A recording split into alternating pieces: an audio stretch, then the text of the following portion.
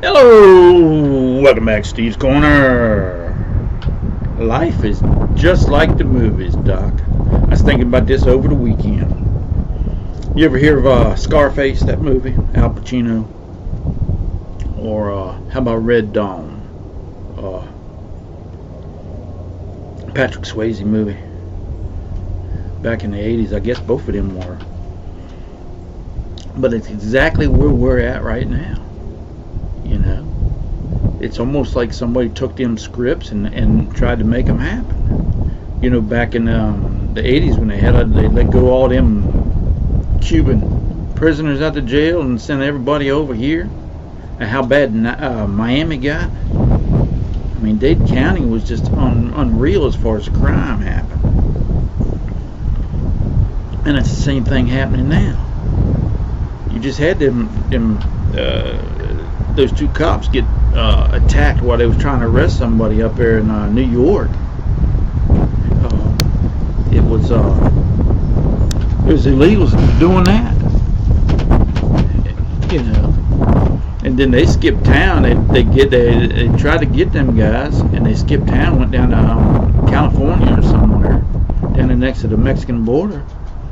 And it was, from what I understand, it was some kind of taxpayer fund or gift or something that is where they get the money from to get down there. But they caught them down there. I don't know if they're going to bring them back to get charge them or what happened. And then you had, just about the same time, you had one cop ended up shooting himself. But it come while he was struggling with an illegal. Him and his partner both were. Up in Philadelphia, shot himself in the leg, and I think his partner ended up killing that illegal during the struggle. You know, you got them hordes of them. I mean, did you see that guy when they let him out? They give him an arraignment, and the way he was walking down the street, the cameras flashing pictures in him, just like he didn't give a darn. And I think I seen earlier this morning, I believe it was, where they had I think it was in D.C.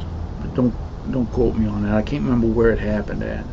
But there's gangs of illegals swarming around D.C. and they're trying to steal. No, yeah, I believe it was. And they were stealing phones and stuff like that from people. Or one of them had ended up grabbing some lady's phone, and she was a senior citizen too. I believe she was up at like 80 or something, or 70, and ended up dragging her down the street behind a daggone scooter. And that's another thing, they get to daggone scooters. I don't know where it was at, Chicago or somewhere, LA, somewhere. They're giving them scooters to ride around, transportation. And you got regular Americans, everyday Americans, been here all their life, born and raised here. They can't get no help to pay their daggone gas bill in the wintertime, stuff like that. I mean, it's just plain stupid. They're pushing people out of daggone motels and so they can house them illegals. They're giving them money. They're giving them scooters, transportation. You know, they're feeding them. I mean, it's just ridiculous what they're doing for somebody that don't even belong here, not rightfully to begin with, legally.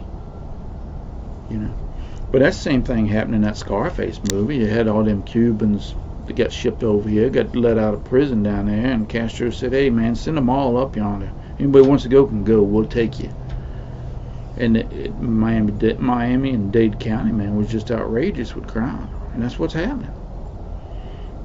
And then and Red Dawn, that's a good movie. I enjoy it. I like both of them movies. But Red Dawn, you know, what happened was in that, they infiltrated the U.S. from the southern border. They split the country in half. And that's exactly what they're daggone doing now.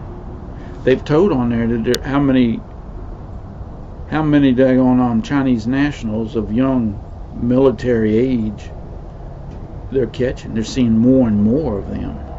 In Red Dawn, it was the Russians, but here, now it's the Chinese. That's exactly what they're doing. They're invading us from the south so they can split us apart. You know, I don't know, man. I don't know.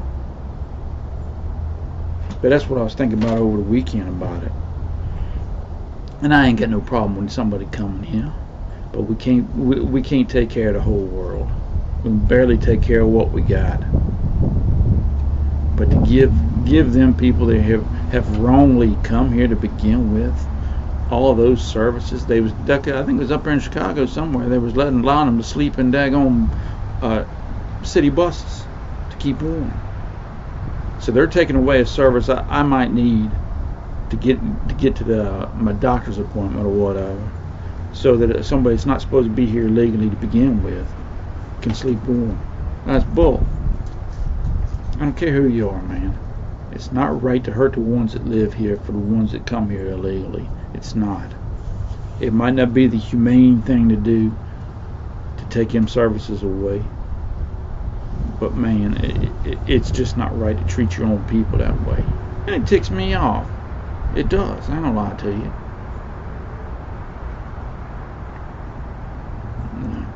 I mean, we're a long ways from the border here, but we busting at the seams with them illegals. We just are. And the kicker is, they don't want to learn our language either. Don't care to. Have no desire to. So how are we supposed to communicate? You know what I mean? When you move to a new country, you're supposed to assimilate. I don't care whether you're moving to Germany, or France, Russia, or whatever. They're not going to adopt themselves for your convenience. You're supposed to adapt for your better half, for your better goodness. And they don't allow that stuff here. Used to be. You had to do that stuff, but now, nah. Anybody has the smallest little least gripe, they get catered to instead of doing what's right. We used to do that at work. They used to test our material. Instead of having a set list of tests that you could give results to a customer, we had that set list. But then any other special test they wanted to run, and he said, yeah, no problem, we got it. And you can't run a company like that. Just like you can't run a country with illegal, no borders. There's no such thing as a country without borders to begin with. I don't know, man. I don't know. But I still have hope. I'm a tough nut to kill. But y'all take care of yourselves. We'll talk to y'all later.